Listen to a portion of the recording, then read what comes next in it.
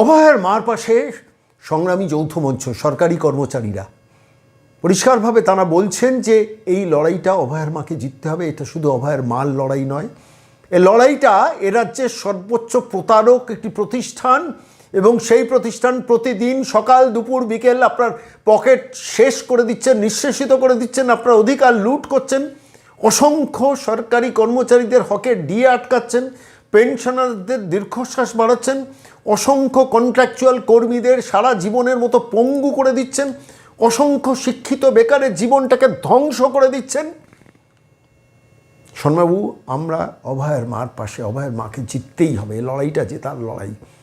সর্বোচ্চ প্রতারক সরকার, তার বিরুদ্ধে অভয়ের মা হচ্ছেন অন্তত বিচারের মুখ। সেই মানুষটি বিচার পাবেন যদি তিনি জেতেন প্রথমত। দ্বিতীয়ত, এই সর্বোচ্চ প্রতারক মহিলা নবান্নে যিনি বসে আছেন, অভয়ের মা জিতলে তিনি আদতে হারবেন। স্থানীয় যারা তোলাবাজ আছেন তারা হারবেন, কিন্তু তার থেকেও বড় ওই প্রতারক মহিলা হারবেন। সংগ্রামী যৌথ মঞ্চের মুখ ভাস্কর ঘোষ বললেন যে দেখুন, আমরাও অভয় আন্দোলনে বিভিন্নভাবে অংশগ্রহণ করেছিলাম, কিন্তু তার বিনিময়ে আমরা ডিভিডেন্ড চাইনি। এখন বাজারে কেউ কেউ বেরিয়েছেন, আমরা তো অভয়ের জন্য আন্দোলন করেছিলাম, তাহলে অভয়ের মা কেন বিজেপির প্রার্থী হলেন? কিছু কিছু মানুষ তো এই প্রশ্নটা করছেন। আমি আজকে সরাসরি সংগ্রামী যৌথ মঞ্চের ভাস্কর ঘোষের বক্তব্য শোনাবো বললেন, এবং সত্যিই তাই।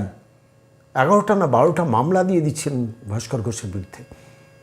এমনকি মহিলাদের শ্লীলতাহানির কেস পর্যন্ত ভাস্কর ঘোষকে খেতে হয়েছে। সুবীর শাহকে ট্রান্সফার, সুদীপ চন্দ্রকে ট্রান্সফার, একাধিক কর্মীকে ট্রান্সফার। আইনি লড়াই লড়ে শেষ পর্যন্ত সরকারি কর্মচারীরা সেই যুদ্ধে জয়ী হয়েছেন। প্রতারক, এই নবান্নের 14 তলার প্রতারক মহিলা শেষ পর্যন্ত হেরেছেন। আজকে ঠিক সেই প্রেক্ষিতে দাঁড়িয়ে পরিষ্কার ভাস্করবাবু বললেন যে কখনো আন্দোলনে অংশগ্রহণ করেছি বলে ডিভিডেন্ড চাইতে নেই। এ রাজ্যের এক শ্রেণীর রাজনীতিবিদ ডিভিডেন্ড চাইছেন। আমরা সেদিনকে রাত জেগেছিলাম, সুতরাং আপনি অন্য কোনো দল করতে পারবেন না। এই যে মানসিকতা, এই মানসিকতা মানে এই মানসিকতার বিরোধিতাই করেছেন ভাস্করবাবু, এবং সত্যি তো তাই। দলমত নির্বিশেষে অভয়ের বিচার চেয়েছেন, কিন্তু তার বিনিময়ে কি অভয়ের মা কোন দলের প্রার্থী হবেন সেটাও সিদ্ধান্ত তাঁরা নেবেন? কতটা অর্বাচীন, কতটা শয়তানি মানসিকতা না থাকলে এটা হয়? কেউ প্রত্যাশা করে? আমরা তো আপনার জন্য, আপনার মেয়ের জন্য রাত জেগেছি, আপনি একই করলেন, একটা রাজনৈতিক দলের কাছে বিচার চাইতে গেলেন? প্রশ্ন সেখানেই, এবং সেই মৌলিক প্রশ্ন নিয়েই ভাস্করবাবু বললেন যে আমরা অভয়ের মার পাশে থাকবো, কিন্তু কোনো প্রত্যাশা নিয়ে নয়। কখনো কোনো বিচার চাওয়ার জন্য, যার জন্য বিচার চাইছি তার কাছ থেকে ডিভিডেন্ড আদায় করব, এই মানসিকতা যাদের থাকে তারা হচ্ছেন ঘৃণার পাত্র। পরিষ্কার মুখ করলেন সংগ্রামী যৌথ মঞ্চের আহ্বায়ক ভাস্কর ঘোষ। শুনুন। দাদা নমস্কার, সন্ময় বলছি। হ্যাঁ দাদা নমস্কার। বলছি, যে ধারণাটা গড়ে তোলার চেষ্টা হচ্ছে জনমনে, সেটা হচ্ছে কেউ বা কারা অভয়ের বাবা মার জন্য অভয়ের মৃত্যুর ব্যাপারে প্রতিবাদ করেছিলেন বলে সেটাই তাদের হকের অধিকার। আমার তো যতদূর মনে পড়ছে, সংগ্রামী যৌথ মঞ্চের মুখ হিসেবে ভাস্কর ঘোষ এবং আপনাদের একাধিক সংগ্রামী যৌথ মঞ্চের যারা সদস্য তারা ক্ষতিগ্রস্ত হয়েছিলেন।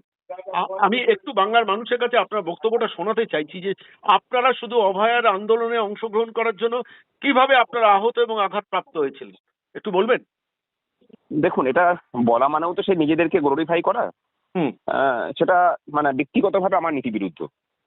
আমরা অভয়ের আন্দোলনে জড়িয়েছিলাম তার কারণ একটা মেয়ে একটা স্বপ্ন নিয়ে তার বাবা মা তাকে মানুষ করেছিল, এবং সেও স্বপ্ন দেখেছিল ভবিষ্যতের রাজ্যের বাসীকে ভালো চিকিৎসক হিসেবে সে সেবা দেবে। সরকারি জায়গা, সেই সরকারি জায়গাতে একজন মানে ভবিষ্যতের ডাক্তার, সে সুরক্ষা পায়নি, তাকে খুন করা হয়েছিল। একটা দুর্নীতির বিরুদ্ধে সে কথা বলেছিল বলে, তার যে দুর্নীতির বিরুদ্ধে ইন্টারনালি যে আপোষহীন লড়াই ছিল, সেই লড়াইয়ে বলি হতে হয়েছিল তাকে। আমরা এই লড়াইটাতে নেমেছিলাম একদম মানে নিঃস্বার্থভাবেই, নিষ্কামভাবেই, যে আমার আপনার বাড়ির যে মা আছেন, স্ত্রী আছেন, বোন আছে, মেয়ে আছে, তাদের সুরক্ষাও কিন্তু এই ঘটনার সাথে সংযুক্ত ছিল।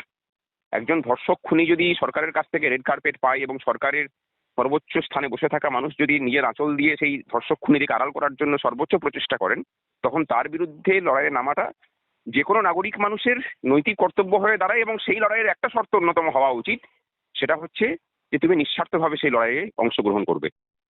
আমরা ভারতীয়, আমাদের মাথার উপরে ভগবান রাম, ভগবান শ্রীকৃষ্ণ থাকেন। নিষ্কাম কর্মের রাস্তা যারা দেখিয়ে গেছেন, সেখানে কাজ করব, করে পরে তার প্রতিদান চাইবো, আমার মনে হয় না সেই কর্মের কোনো মূল্য অন্তত ভারতীয়দের জীবনে আছে বলে।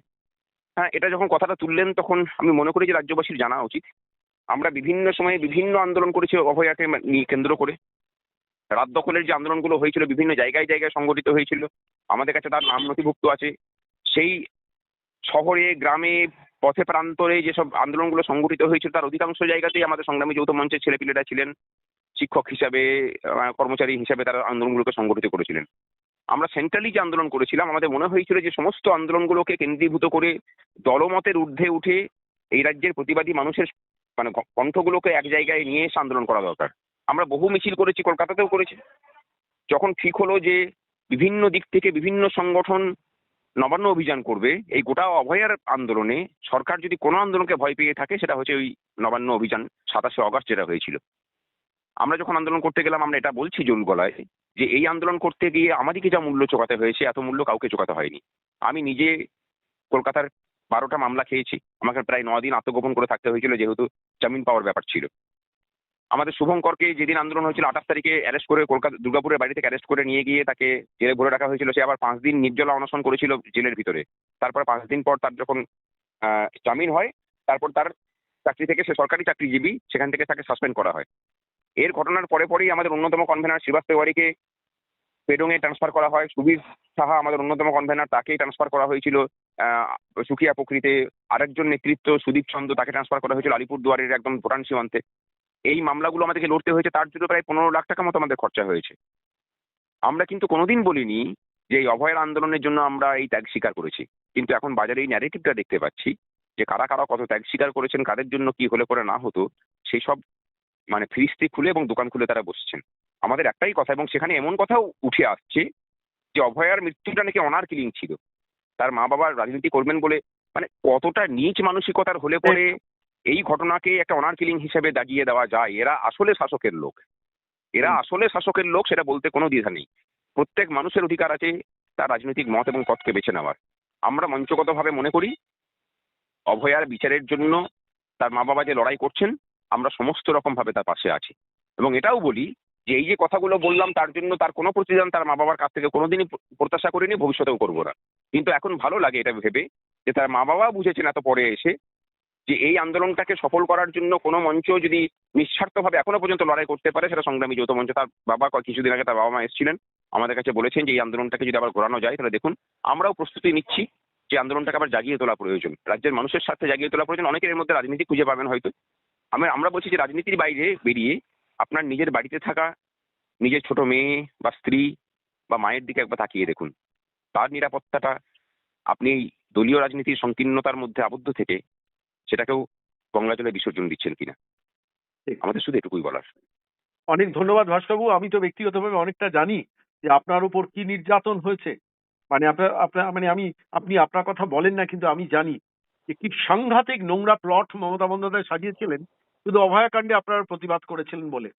মহিলা ঘটিত কেস দিয়ে, একটা ফলস ফেক কেস দিয়ে কি কুৎসিত ভাব আপনার বিরুদ্ধে লড়াইটা করেছিলেন মমতা বন্দ্যোপাধ্যায়। বাংলার মানুষের নির্বাচনের সময় আলোচনা করা দরকার, এগুলো কথা বলা দরকার। আর যারা ডিভিডেন্ড খোঁজার জন্য যে আমরা তো অভয়ের জন্য রাত জেগেছি, তিনি কেন অন্য দলে হয়ে লড়লেন, তাদেরও এটা বোঝা দরকার। আপনারা কি স্যাক্রিফাইস করেছেন, অথচ আপনাদের এই আলোচনাগুলো কিন্তু তথাকথিত বাইরে আসে না, যেটা আজকে আপনার মুখ থেকে আরেকবার আমরা শুনলাম। অনেক ধন্যবাদ। আমরা চাইও না যে এখান থেকে কোনো ডিভিডেন্ড আসুক বা এটা নিয়ে আমাদের চাইবো কেন, আমি কথা বলবো বলে আমি ডিভিডেন্ড চাইবো। আমাদের নিজেদের সন্তুষ্টি সেই দিনে হতো যদি আমরা তাকে ন্যায় বিচার দেওয়াতে পারতাম। ন্যায় বিচার পাইনি, আমাদের কোনো কর্মেরই কোনো দাম নেই, কোনো স্যাক্রিফাইসেরই কোনো দাম হয়েছে বলে মনে করি না। ঠিক। অনেক ধন্যবাদ ভাস্করবাবু, অনেক ধন্যবাদ।